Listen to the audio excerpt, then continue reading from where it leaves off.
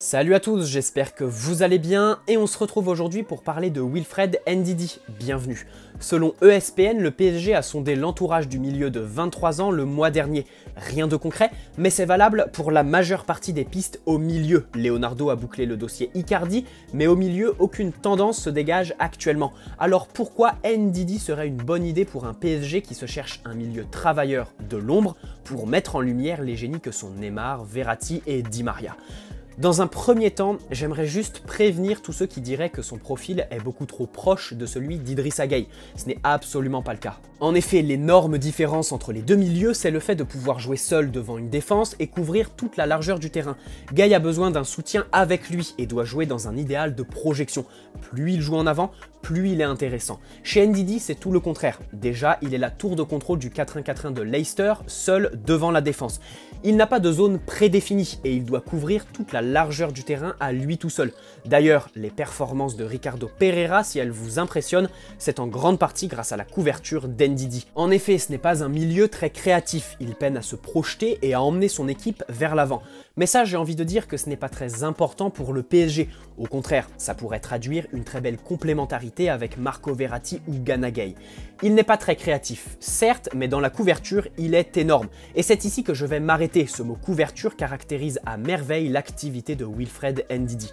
En effet, c'est le genre de milieu qui évolue assez bas sur le terrain, qui met de l'impact au duel et qui récupère bon nombre de ballons, 10 par match en moyenne pour Ndidi, une excellente statistique. Il fait 1m83, ce n'est pas très grand, mais il met l'impact nécessaire au duel. C'est clairement un milieu destructeur, à l'aise au sol et dans les airs.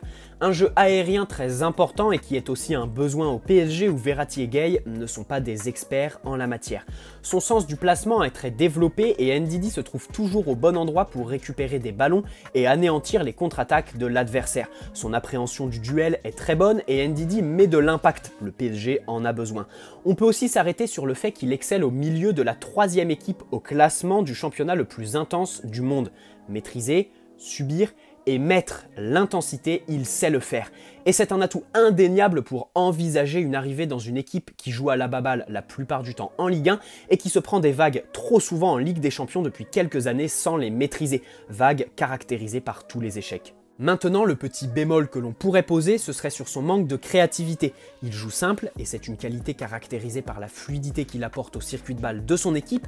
Il peut se montrer tranchant par des passes entre les lignes et en profondeur, mais il ne le fait pas assez. La simplicité de son jeu se caractérise par l'orientation qu'il est capable de donner. Par contre, ce n'est pas un véritable meneur de jeu reculé, comme un Pjanic pourrait l'être par exemple.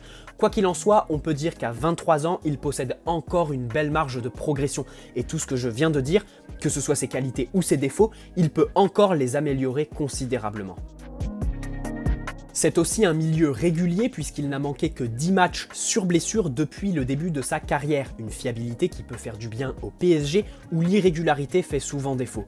Au niveau financier, sa valeur marchande est estimée à 36 millions d'euros sur Transfermarkt et Leicester pourrait accepter de le laisser partir si 40 à 45 millions d'euros sont proposés.